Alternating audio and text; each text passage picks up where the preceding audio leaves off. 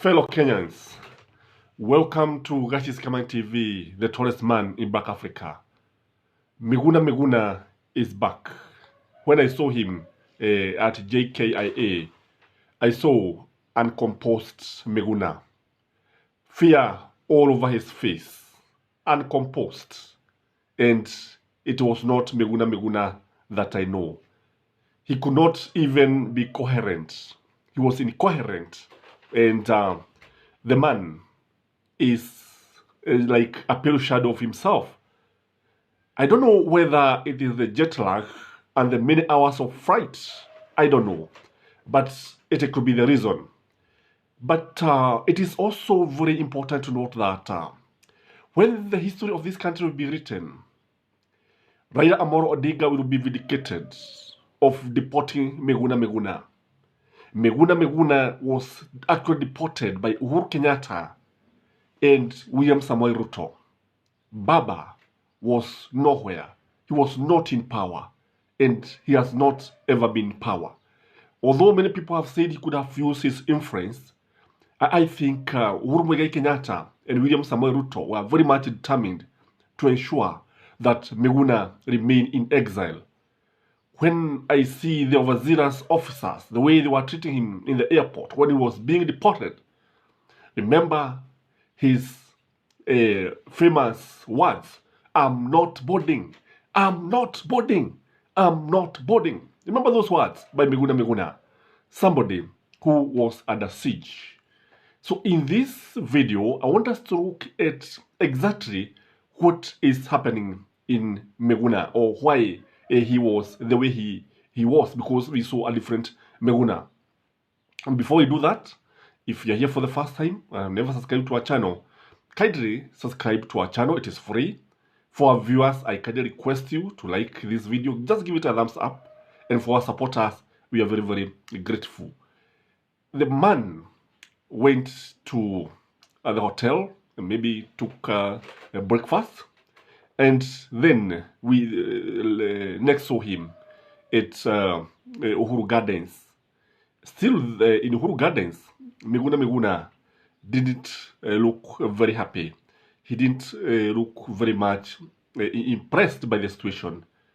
And the main reason, if you ask me, is because he knows very well that half of the government that deported him is now in power. Although many people are celebrating, and we welcome him very much, Miguna is arrived to the fact that Ruto is in power. He can't be trusted 100%, kwa sababu kusema kweli alikuwa pale wakati ambapo alikuwa na furushwa kutoka nchi ya mama yake, something that was very, very painful. And the other reason is that when you look at Miguna is like somebody who is riding on a tiger. And once you annoy the tiger, be ready to be bitten by the tiger. Hivi ambavyo ilivyo, ukweli usemwe, kwamba anajua vizuri sana Ruto is a tiger. And he who annoys the tiger and riding on his back, then when the time you annoy the tiger, that is the time you come to know the real tiger. Anajua hivi because the man is intelligent. Miguna is a very intelligent guy. He's a very courageous guy. But the courage, you could not see it yesterday. And the man, you know, is somebody who is fearless. Lakini jana, hata akiwa kule Ikulu, because you could see him near the first lady, Mama Rachel, wakati alikuwa nakula, wakati alikuwa nabugia mlo pale, hakuonyesha furaha ambayo tunatarajia angeionyesha. The other thing is that William Samoei Ruto is someone who says something and tomorrow he talk about a different things. So William Samoei Ruto can say that this man is welcome, and Miguna can be deported again. Don't be surprised if it happens again. And why am I saying this? I want you to read Dede Nyoro's tweets of what he said about Miguna. That welcome home, welcome back home, Miguna. And please settle down.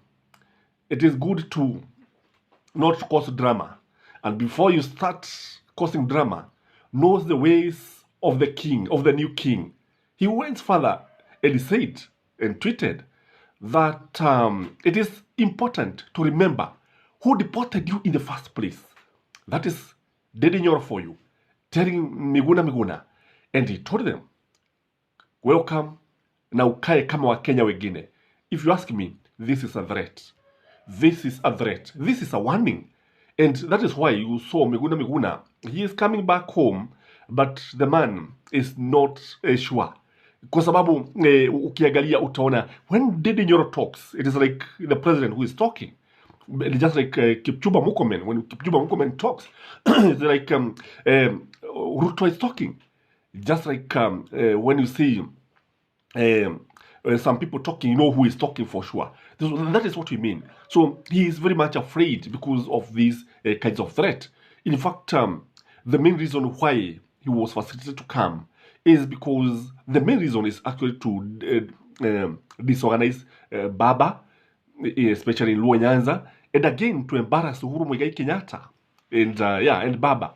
Hiyo ndio sababu ukaona Kenya Kwanza wakifanya lolote kuhakikisha kwamba Miguna amerejea. And don't forget that Miguna, the other reason why I believe he was not happy, I think, is his finances. Remember, some people had to do fundraising for him to come.